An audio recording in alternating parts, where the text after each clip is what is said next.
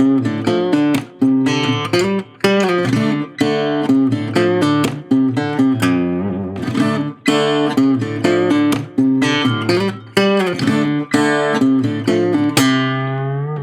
everyone, আজি মই ভিডিঅ'ত দেখাম the basics of fingerstyle guitar and this video was requested by Ankit Chaudhary যি মোৰ বিহু ৰিদম ভিডিঅ'টোত কমেন্ট কৰি সুধিছিল যে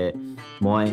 fingerstyleৰ বিষয়ে কিবা ভিডিঅ' বনাব পাৰিম so here it is thanks Ankit for your comment আশা কৰো আজি ভিডিঅ'টোৰ পৰা তোমাৰ আৰু তোমালোকৰ নিচিনা বহুতৰ লাভ হ'ব আৰু অংকিতৰ দৰে যদি আপোনালোকৰ কিবা কোৱেৰিজ আছে feel free to comment মই ডেফিনেটলি ট্ৰাই কৰিম মোৰ লিমিটেড জ্ঞানৰ পৰা যিমান পাৰো মই এটা ভিডিঅ' বনাবৰ কাৰণে আপোনালোকৰ কোৱেৰিখিনি সলভ কৰিবলৈ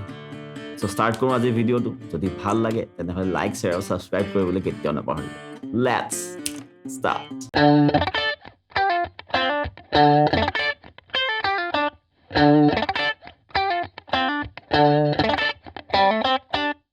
ভিডিঅ'টো স্টাৰ্ট কৰাৰ আগত কিন্তু মই এটা কথা একদম পুৰা খুলাকে কৈ ল'ব বিচাৰিছো যে মই কেতিয়াও ফিংগাৰষ্টাইল শিকা নাই আগতে যেতিয়া প্লেকটামবোৰ হেৰাই যায় আৰু কিনিবলৈ যাবলৈ এলাহ লাগে বহুত দূৰ যাব লাগে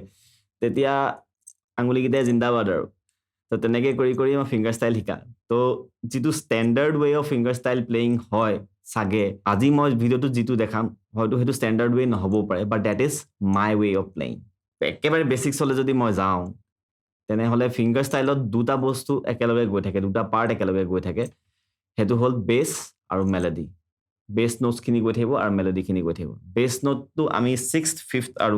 4th স্ট্ৰিংত মই বজাওঁ আৰু melody notes in first second and third স্ট্ৰিংত বজাওঁ বেস নোটটো মই থাম্ব বেৰ বজাওঁ মানে বুঢ়া আঙুলিয়ে বজাওঁ আৰু মেলোডিটো মই ফাৰ্স্ট সেকেন্ড আৰু থাৰ্ড ফিংগাৰ ইউজ কৰি পেলাই বজাওঁ আৰু base note okay so this is bass note তো এতিয়া প্ৰথম এক্সাৰসাইজটো আমি কি কৰোঁ মই যেটো কৰিছিলো হেতু হল যে bass notes খিনি ক্লিয়াৰ হৈ লওঁ মানে থামটো যেতিয়া আমি বজাওঁ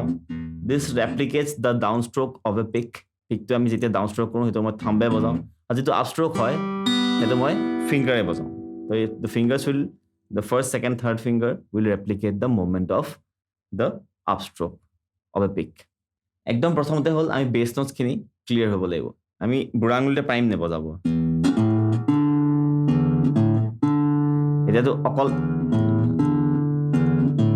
এনেকে থাকিবলৈ হলতো আমাৰ আমনি লাগে তো সেইকাৰণে মই কেতিয়াবা কৰ্ড লৈ লওঁ না জি টো মই লৈ লওঁ জি মেজৰ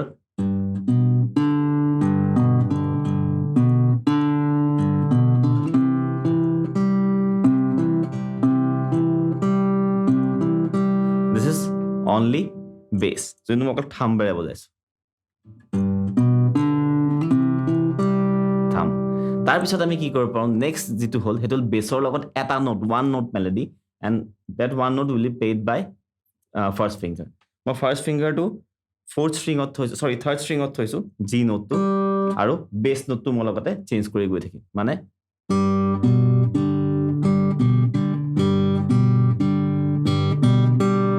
হয় তাৰ লগত আমি কৰ্ডটো চেঞ্জ কৰি দিব পাৰোঁ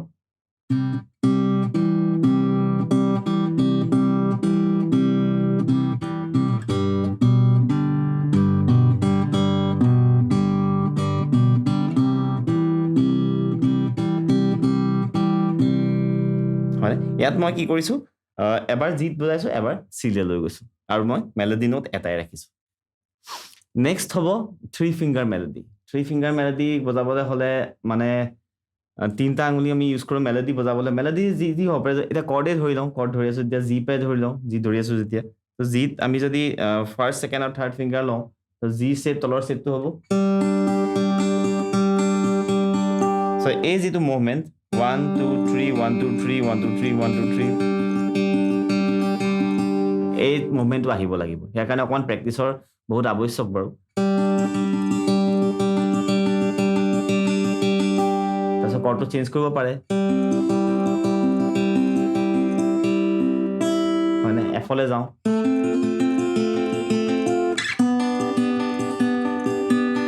আকৌ জিলে আহিল হয়নে তো এই তিনটা নোটে এই তিনটা ফিংগাৰে মই মেলোডিটো খেলি যাম এইটো হৈ যোৱাৰ পিছত যদি আপোনাৰ ফিংগাৰটো আপোনাৰ ফ্ৰী হৈ যায় তেতিয়া আমি তাৰ লগত এটা বেছ নোট এড কৰিব পাৰোঁ যেনেকৈ মই ইয়াত যদি জি টো মই এড কৰোঁ তেতিয়া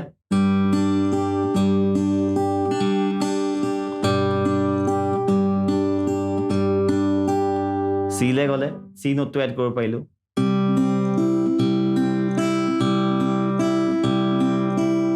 F লে গলে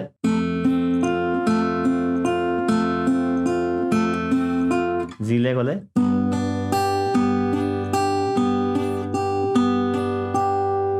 মানে তো হেতু ৰিদমত প্ৰেক্টিস কৰিব আপোনালোকে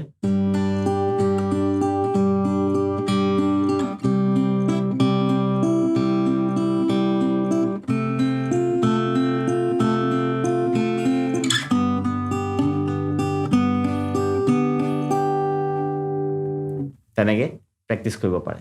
তাৰ লগত আমি বেস নোটটো চেঞ্জ কৰিও দিব পাৰো মই লাষ্ট টাইম বজাত দুটা এটা বেস নোট চেঞ্জ হৈও গল কাৰণ ইমান ভাবি চিন্তি বজাই থকা নহয় কাৰণে কিন্তু বেস নোট আমি চেঞ্জও কৰিব পাৰো ধৰক আমাৰ ৰিদম আমি যেতিয়া বজাও down up down up down up down up নহয়নে এই একটা বস্তু আমি থাম্ব আৰু তিনটা ফিংগাৰ কৰিব পাৰো থাম্বটো মই 6 ষ্ট্ৰিঙৰ যেটো বেস নোট চে ধৰি আছো তাৰ তলত মই জি মেজৰটো ফাৰ্স্ট সেকেন্ড থাৰ্ড ষ্ট্ৰিং ডাল টানি দিছো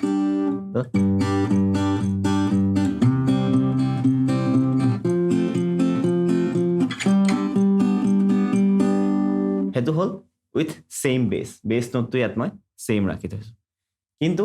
আমি বেস নোটটো চেঞ্জও কৰিব পাৰো কেনেকে এবাৰ এটো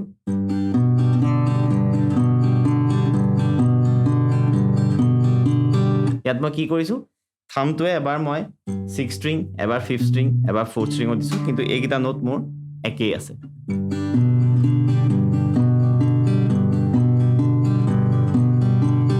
তাৰ সিলে যাব পাৰি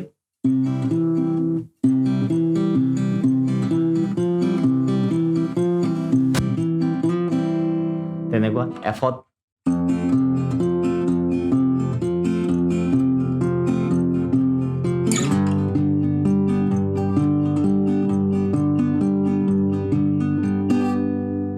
মানে তো তেনেকে আপোনালোকে কৰিব পাৰে একদম সিম্পল এক্সাৰসাইজ খিনি লব বহুত সিম্পল যিখিনি মই দেখাইছো একদমই সিম্পল হয় তাতকে ডাঙৰ কিবা কৰিব পাৰি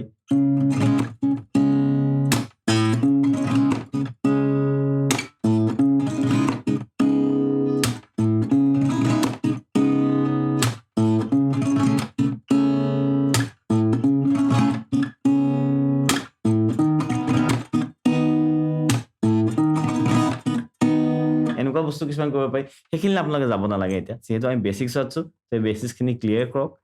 ৰিদমত থাকক আৰু মেট্ৰোনম ইউজ কৰিবলৈ কেতিয়াও নাপাহৰিব আশা কৰো ভাল লাগিব আজি ভিডিওটো চাই আপোনালোকৰ কিবা কিবি যদি শিকিবলৈ পাইছে তেনে সাবস্ক্ৰাইব কৰিব মই আহিম আকৌ নতুন ভিডিও লৈ পেলাই এটা নতুন কনসেপ্ট লৈ পেলাই তেতিয়ালৈকে চাই থাকক কাৰেজ গিটাৰ ষ্টৰিজ আৰু কমেন্ট কৰিবলৈ কেতিয়াও নাপাহৰিব বাই বাই